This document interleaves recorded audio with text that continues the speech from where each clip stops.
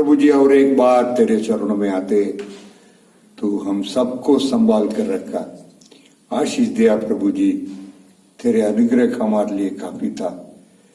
प्रभु जी और एक बार हम सारे लोगों को तेरे हाथ में समर्पित कर प्रार्थना करते, तू संभाल प्रभु जी, तू सुरक्षित रख प्रभु जी। कोई नेगेटिव चीज उन लोगों के ऊपर नहीं आने पाई। यीशु मसीह के नाम से हम दूर करवा कर प्रार्थना करते प्रभु जी, तू आशीष दे। इस आराधना में भी तेरे उपस्थिति हो और वचन में भी, वचन के साथ तू हमारा बीच में बर्ताव कर, आशीष दे प्रभु जी। यीशु मसीह के नाम से प्रार्थना सुनो और ग्रहण कर, आमीन। सबको जय मसीह की। आइए हम परमेश्वर की महिमा के लिए गीत गाएंगे। सेनाओं का यहोवा हमारे संग संग है। आप सभी को आता है, फिर भी हम प्रभु की महिमा के लिए गाएंगे, तो आइए हम सब मिलकर गाएंगे।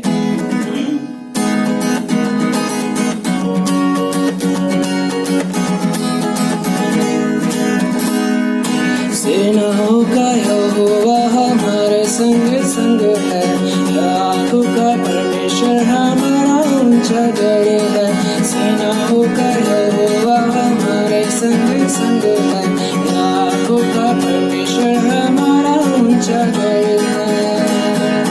जिसने आकाश बनाया, जिसने पृथ्वी बनाई, ओ जिसने आकाश बनाया, जिसने पृथ्वी बनाई, जिसके लिए सब हो संभा, ओ यहोवा हमारे संग संग है। जिसके लिए सब हो संभा, ओ यहोवा हमारे संग संग है। सेनाओं का यहोवा हमारे संग संग है, लाखों का परमेश्वर हमारा ऊंचा गढ़ है। सेनाओं का यहोवा हमारे संग संग है, लाखों का परमेश्वर हमारा ऊंचा गढ़ है। समुद्र को जिसने डुबाया, जंगल में मार को निकाला, ओ समुद्र को जिसने डुबाया, जंगल में मार को निकाला, जो वायदे को करता है पूरा, ओ यहोवा हमारे संग संग है। जो वायदे को करता है पूरा, ओ यहोवा हमारे संग संग है। सेनाओं का यहोवा हमारे संग संग है, लाखों का परमेश्वर हमारा ऊंचा गढ़ है। सेनाओं का यहोवा हमारे संग संग है, लाखों का परमेश्वर हमारा ऊंचा गढ़ है।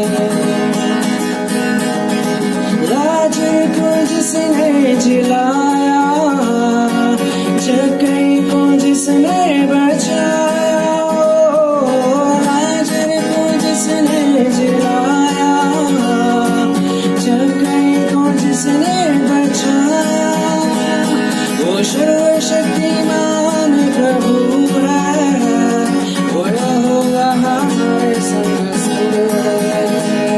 वो सर्वशक्तिमान प्रभु है, वो यहोवा हमारे संग संग है। सेनाओं का यहोवा हमारे संग संग है, लाखों का परमेश्वर हमारा ऊंचा गढ़ है। सेनाओं का यहोवा हमारे संग संग है, लाखों का परमेश्वर हमारा ऊंचा गढ़ है।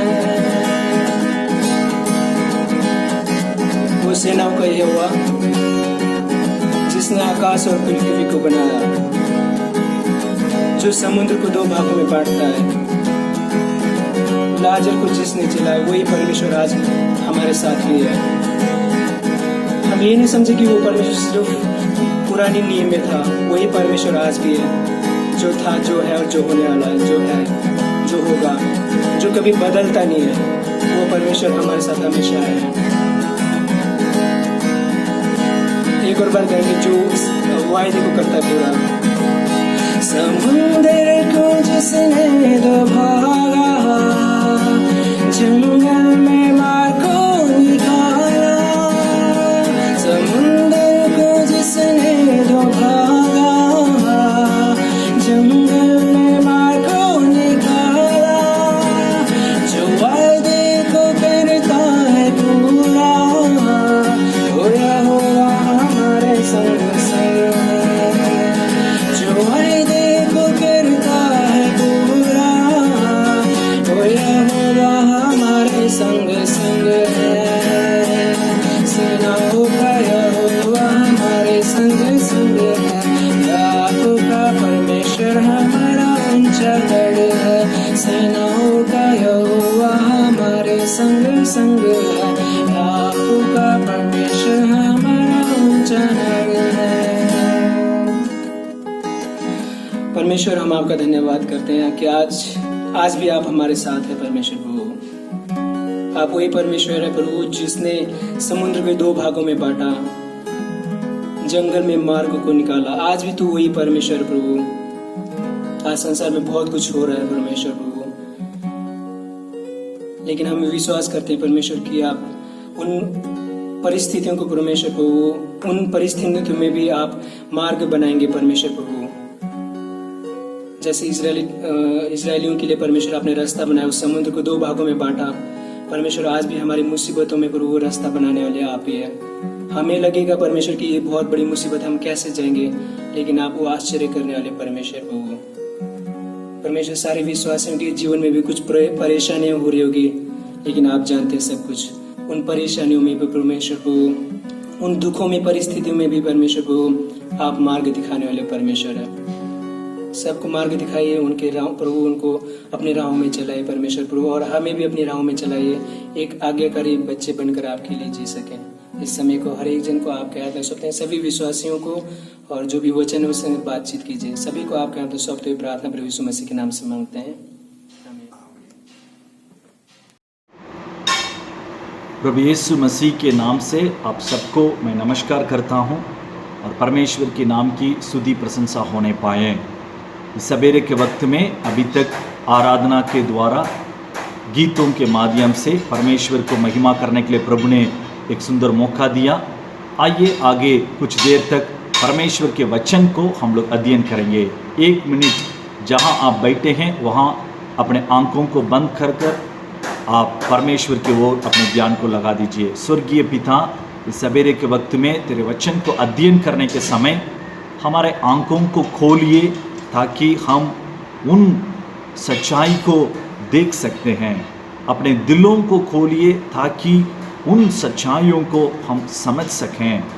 अपने कानों को खोलिए ताकि आपकी धीमी आवाज़ को सुन कर उसके आधार पर अपने जीवन को मोड़ सकें। यीशु प्रभु के नाम से मांगते हैं, दया से सुन और ग्रहण कर पिता, आमीन। खास तौर से इस मौका के लिए मैं जय सिंह भैया को और TRC फैमिली को मैं धन्यवाद देने के लिए चाहता हूँ। इस लॉकडाउन पीरियड में इस ऑनलाइन के द्वारा कई एक संदेश को आप सुने होंगे। आप अपने जीवन में कई एक समस्या को खुद सामना किए होंगे। कोरोना वायरस इतना तक दुनिया को अपने आधीन में रखेगा करके कोई नहीं कभी स्वप्न भी नहीं किया था, लेकिन आज 220 देश से अधिक देशों में और इस संक्रमण के चलते लोग परेशान हैं, लाखों लोग मर गया, और इसके प्रभाव लगभग सब परिवार के अंदर आ पड़ा है। जरूर संक्रमण सब परिवार के अंदर नहीं आया, लेकिन प्रभाव आ गया। The infection has not reached every home, but the impact reached everyone. तो इसके बीच में शायद आप अपने काम में आगे बढ़ने के बारे में, अपने परिवार की स्थिति को आगे बढ़ने के बारे में, अपने बच्चों की पढ़ाई को आगे के बारे में, या शादी या और दूसरे खेती, अपने काम या बिजनेस या सेवकाई, इसके बारे में आप सोचे होंगे आगे कैसे रहेगा। तो इस उसको कैसे हम लोग संभालेंगे, पिछले दिनों का नष्ट को कैसे संभालेंगे। एक वचन सवेरे आपके पास रखने के लिए प्रभु ने प्रेरणा दिया, उस वचन को मैं आपसे बांटने के लिए चाहता हूँ। मेरे साथ आप खोलिएगा लूका सुसमाचार उसका 21वां अध्याय और उसका 26वां वचन और 28वां वचन। लूका सुसमाचार उसका 21वां अध्याय उसका 26 वचन का आगे के सेंटेंस और 28वां वचन को हम लोग 1 मिनट हम लोग अध्ययन करेंगे। The Gospel according to St. Luke chapter 21 verses 26 and 28। मैं आपके लिए पढ़कर सुनाऊंगा। भय के कारण और संसार पर आने वाली घटनाओं की बाट देखते देखते लोगों को जी में जी न लगेगा। 28वां वचन, जब ये बातें होने लगे तो सीधे होकर अपने सिर ऊपर उठाना, क्योंकि तुम्हारे छुटकारा निकट होगा। 26वां वचन में अंतिम दिनों की बातों को वर्णन करने के समय यीशु मसीह अपने मुंह से इन बातों को अपने चेले लोगों को सुनाया, ताकि वे हिम्मत बांध कर अन्य लोगों को भी तैयार करेंगे, वे अपने कूद तैयारी में रहेंगे। यहाँ पर आखिरी दिन में होने वाले, आकाश में होने वाले, समुद्र में होने वाले और सूरज और चंद्रमा और तारा, सारे बातों में क्या क्या चिन्ह दिखाई पड़ेगा उसके बारे में प्रभु ने वर्णन किया। और एक जाति के ऊपर दूसरे जाति कैसे और युद्ध करेगा उसके बारे में वर्णन किया। एक देश के विरोध में दूसरे देश, एक जन के विरोध में दूसरे जन, और इसके बीच में महामारी, अकाल और इस सारे बातों को बोलने के बाद 26वां वचन में ये सारे बात होने के समय लोगों के दिल और दिमाग कैसे लगेगा, तो उसको 26वां वचन वर्णन करती है। भय के कारण और संसार पर आने वाली घटनाओं की बाट देखते देखते लोगों को जी में जी न लगेगा। लोग डर जाएंगे, लोग इसको सामना नहीं कर पाएंगे, लोग सोचेंगे बाप रे इतने बड़े समस्या आएगा, कैसे हम संभालेंगे। एक साइड बीमारी, दूसरा साइड काम नहीं है, पैसा नहीं है, बच्चों की ज़रूरत बढ़ रहा है, तो कैसे हम लोग संभाल पाएंगे। इसलिए आने वाला पीढ़ी, आने वाला उस बहुत घटनाओं के सोचते सोचते उसके अंदर एक बहुत बड़ा उदास आ जाएगा। लेकिन वचन वहाँ पर रुका नहीं। 28वां वचन में पढ़ते हैं जब, इसका मतलब 26वां वचन में जो हो रहा उसी वक्त में, जब दुनिया के लोग आशा रहित रहते हैं, उस वक्त में, जब हमारे अंदर उम्मीद खत्म हो जाता है, उस वक्त में जब ये बातें होने लगे तो सीधे होकर अपने सिर ऊपर उठाना, क्योंकि तुम्हारा छुटकारा निकट होगा। सीधे होकर अपने सिर ऊपर उठाना, यही क्या मेरा आज का अध्ययन का थीम है। सीधे होकर सिर ऊपर उठाना। You be stand firm and lift up your head. Lift up your head, सीधे होकर सिर उठाना मतलब आप हिम्मत ना हारना, आप हिम्मत से आगे बढ़ सकता है, उसी को प्रभु हमें बतलाता है। क्योंकि समस्या तो ज़रूर आएगा, लेकिन समस्या के बीच में हमारा परमेश्वर, इम्मानुएल परमेश्वर हमारे संग रहने के चलते हम अपने आंखों को उठाकर और हिम्मत से आगे बढ़ सकते हैं। क्योंकि हमारा प्रभु जीवित प्रभु है और फिर से आने वाला प्रभु है, मनुष्य का पुत्र फिर आने वाला है। इसलिए उस उम्मीद के साथ हम लोग आगे बढ़ सकते हैं। बाइबल से एक व्यक्ति को मैं आपके सामने खड़ा करने के लिए चाहता हूँ। उन्होंने अपने जीवन की समस्या के बीच में कैसे सीधे होकर सिर उठाकर आगे बढ़ा है, उसी को हम लोग अध्ययन करेंगे। समय को मन में रखते हुए मैं सिर्फ रेफरेंस को बताऊंगा और वचन को नहीं पढ़ूंगा, लेकिन उस बात को आप फिर इस ऑनलाइन सर्विस खत्म होने के बाद आप घर में बैठ करके उसको अध्ययन कर सकते हैं। बाइबल में यदि आप देखेंगे और पुराना नियम में इज़राइल लोग जब वे जंगल में यात्रा के रूप में जा रहे थे कानान की ओर, लगभग 35 लाख से अधिक लोग जा रहे थे। इन 35 लाख से अधिक लोग जाने के वक्त में उनमें से 2 जन के बारे में बाइबल एक खास वचन को बतलाती है। पढ़िएगा मेरे साथ, या मेरे साथ इसको आप नोट कर लीजिए, अध्ययन कीजिएगा। और नंबर्स, गिनती के किताब, उसको 26वां अध्याय, उसको 65वां वचन। गिनती के किताब उसका 26वां अध्याय और 65, और नंबर्स चैप्टर 26 वर्स 64 एंड 65। यहाँ पर हम लोग पढ़ते हैं, यहाँ पर लिखा हुआ है, तो इज़राइल लोग बारंबार गलती करने के चलते परमेश्वर ने उनके ऊपर दंड को आने दिया।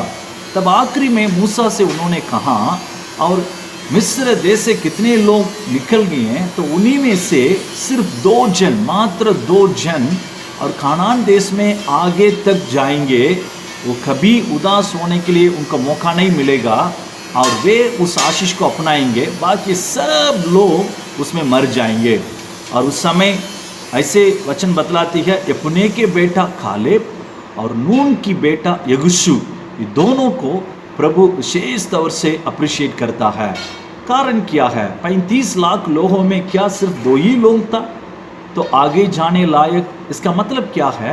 समस्या सबके जीवन में आएगा, लेकिन जो अपने जीवन में कुछ विशेष बातों को हमेशा कायम रखते हैं वे सिर्फ आगे निकलेंगे। मेरे प्यारों, अपने जीवन में, मसीहत जीवन में, न केवल कोरोना और कोई भी समस्या, बहुत बड़ा आंधी तूफान आने के समय हम इन सिद्धांत को अपने मन में रखना है और प्रभु हमारे संग रहने के चलते हम उसी के बीच में होकर आराम से पार कर सकते हैं, आराम से आगे निकल सकते हैं। इसलिए आज सवेरे आपकी जीवन की, परिवार की समस्या कितने बड़े क्यों न हो, आज इस सिद्धांत को सीखिए और इसके आधार पर अपने जीवन को मोड़िएगा। इस कालेब के जीवन में क्या ऐसे विशेष बात था? गिनती के किताब उसका 14 अध्याय, 14 अध्याय में और 23 और 24वां वचन में पहले उस कारण को हम पढ़ते हैं। वहाँ पर प्रभु बतलाता है, मेरे दास कालेब के अंदर एक विशेष आत्माई है, उस विशेष आत्मा के चलते वो आगे निकलेगा और उसके संतान भी उस सारे देश को वो अपनाएगा। तो न केवल उनका आशीष, उनके संतान को भी आशीष मिल रहा है। तो विशेष आत्मा क्या है? क्या विशेष गुण उनके जीवन में था? 3 बातों को जल्द मैं आपके अध्ययन के लिए बोलकर मैं प्रार्थना के साथ अंत करने के लिए चाहता हूँ। नंबर 1, कालेब अपने जीवन में धीरज धरने के बातों को हमेशा कायम रखा। यदि आप ध्यान से पढ़ेंगे, लगभग कालेब और यहोशू बराबर एक ही उम्र के, लगभग सेम एज ग्रुप के था, लेकिन यहोशू के नाम, और जब उन लोग लाल समुद्र को पार किया तब वे बाइबल में आ गया और उनको मौका उसी समय से उनको मिल गया। लेकिन कालेब को तुरंत नहीं मिला, बहुत समय वो इंतज़ार करना पड़ा। और गिनती की किताब 13वां अध्याय तक उनके नाम कभी नहीं आया। पहले बार वहाँ पर कालेब के नाम को हम लोग 13 अध्याय 6 वचन में हम पढ़ते हैं। उसी समय तक धीरज के साथ रहा। लेकिन गिनती की किताब 10 अध्याय को यदि आप पढ़ेंगे, वहाँ पर और 13, 12, 13, 14 में वहाँ पढ़ सकते हैं, एक बार और हर एक गोत्र के लोगों को चुनाव हो रहा था, उसके अगुवे लोगों को चुनाव कर रहा था। लेकिन वहाँ पर भी अम्मीनादाब की बेटा नागसोन को ही यहूदा गोत्र के लिए लीडर के रूप में ठहराया गया था, लेकिन कालेब को नहीं बैठाया गया। इसका मतलब कालेब को कभी भी एक बड़ा मौका नहीं मिला था, लेकिन उन्होंने हमेशा धीरज के साथ वेट कर रहा था। 13वां अध्याय में कानान के अंदर जाने के लिए 12 लोगों के साथ इनको भी मौका मिला। इस अनुभव को उनके जीवन में लगातार आप देख सकते हैं। मूसा मरने के बाद भी यहोशू को उसको अगुवाई करने का मौका मिला, इनको नहीं मिला, लेकिन इनको आराम से उसको इंतजार कर रहा था। लेकिन फिर यहोशू के किताब 13वां 14 अध्याय में एक बहुत बड़ा रोल प्ले करने के लिए आवश्यकता पड़ा उस समय, और कालेब आगे आकर उनके द्वारा प्रभु ने उस बड़ा चमत्कार के काम को किया, लोगों को उत्साहित किया। प्यारों, क्या आप बहुत दिन इंतजार करते करते अपने जीवन में थक चुके हैं? आज आपके लिए एक शुभ संदेश है। आपको प्रभु उत्साहित करने के लिए चाहता है। आपकी धीरज को और बढ़ाइए, आप नाराज मत हो जाइए। किसी भी समस्या, कितने दिन भी होने के बावजूद प्रभु आपके लिए लड़ेगा, आपके सिर को ऊंचा करेगा। नंबर 2, उनके जीवन में और कालेब और अन्य 12 लोगों से अधिक बिल्कुल उनके नज़र बिल्कुल अलग था। पहले धीरज धरने में वो हमेशा अपने बातों को कायम रखा, और दूसरा अपने दृष्टिकोण से ठीक से रखा। धीरज को ठीक से रखा, पहला पॉइंट। दृष्टिकोण को ठीक से रखा, दूसरा पॉइंट है। किस प्रकार के दृष्टिकोण हैं सब जानते हैं। कानान के अंदर 12 लोग गए, कानान देश को देखें और विरोधियों को भी देखें, लेकिन लोगों की नज़र विरोधियों के ऊपर ज़्यादा पड़ गया, इसलिए वो डरने लगे, जाने के लिए तैयार नहीं है। लेकिन कालेब ने कहा ऐसा नहीं है, हम आराम से जाकर जीत सकते हैं। उसी बातों को फिर उसके बाद और हेब्रोन को जीतने के समय में भी उसी शब्द को उन्होंने इस्तेमाल किया, आराम से उसको जीत सकते हैं। आज आपके सामने मौका भी है, चुनौती है।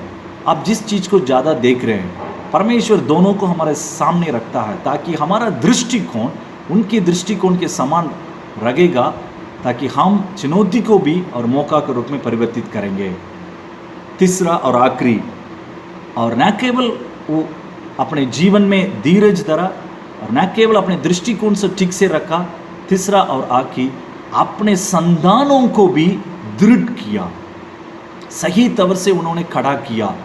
और यहोशू की किताब और 15वां अध्याय को आप पढ़िएगा, वहाँ अपने बेटी को, एक दामाद को, इसका मतलब उसके लिए एक शादी के लिए एक आदमी को ढूंढ रहा था, किस तरह की लड़का मेरे दामाद बनना करके उन्होंने एक नियम को रखा। उसमें क्या रखा मालूम है? जो प्रभु के लिए विरोधियों के साथ लड़कर जीतने के लिए तैयार है, उस सूरवीर के साथ मेरे बेटी को मैं शादी दूंगा। ये नहीं है पैसा को देकर या अन्य बातों को, पढ़ाई को देकर मैं शादी नहीं दूंगा, क्योंकि मेरे बच्चे भी इसी बातों में दृढ़ रहना है कि consolidated his family even in the godly values and divine values.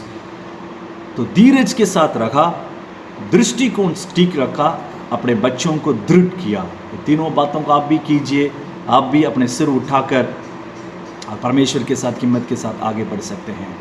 आंख बंद कर कर प्रार्थना करेंगे। परमेश्वर, इस वचन को हमें आशीषित कीजिए, हमारे सारे लोगों को उसी रास्ता में जाने के लिए कालेब जैसे हम भी भय को छोड़कर आगे निकलने के लिए सहायता कीजिए। यीशु प्रभु के नाम से मांगते हैं, दया से सुन और ग्रहण कर पिता, आमीन। प्रभु आपको आशीष देने पाए। God bless you all. 3 चीज हम देखे थे कालेब का जीवन से, इस परिस्थिति में क्या करना है।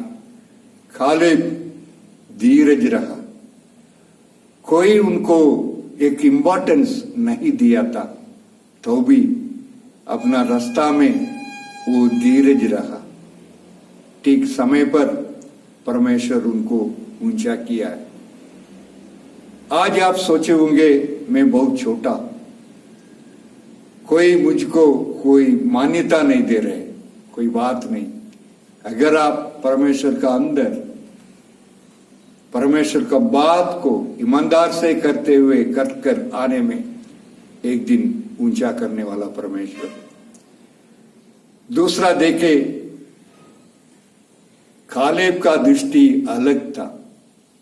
कनान देश को देखने के लिए गए लोग, तब 10 लोगों का दृष्टि, बड़ा बड़ा आदमी लोगों को देखा, वहां का नेगेटिव चीज को देखा। लेकिन कालेब इसका अलावा और कुछ देखा। परमेश्वर हमको भेजा है, परमेश्वर विजयी देने वाला। कालेब का विश्वास, कालेब का दृष्टि, वहां का ऊपर जो छाया था वो हट गया, वो भी देखे। और कालेब कहे ये परमेश्वर हमको दिया हुआ जाए, हम अपनाएंगे। थर्डली, कालेब अपना परिवार का बारे में चिंता रखे थे। अपना बेटी जो मांगे उसको दिए। फैमिली को भी एक देखभाल करने वाला व्यक्ति था कालेब। परमेश्वर उनको आशीष दिया। इस सुबह का घड़ी में होने दे हमारा जीवन में भी ऐसे बात होने दीजिए। बड़ा धन्यवाद करेंगे हम डॉक्टर साहब को। Thank you doctor Ashok for your precious word of God. Our people are blessed. आइए हम प्रार्थना करें। प्रभु जी, धन्यवाद देते हैं और एक बार तेरे शरण में आते हैं। तेरे वचन के लिए धन्यवाद देते हैं प्रभु जी। जो वचन को दिया हुआ डॉक्टर को तू आशीष दे, अनुग्रह दे प्रभु जी। और कलीसिया को भी तेरे हाथ में सौंप कर प्रार्थना करते, तेरे अनुग्रह होने पाए और इस सप्ताह 23 तारीख को अर्पणा का बर्थडे प्रभु जी, उनका जीवन में तू कार्य कर, आशीष दे। यीशु मसीह के नाम से प्रार्थना सुनो और ग्रहण कर, आमीन। अभी हमारा प्रभु यीशु मसीह का अनुग्रह, परमेश्वर का प्रेम और पवित्र आत्मा का संगति प्रभु लौटाने समय तक हम सबके साथ बने रहे, आमीन आमीन।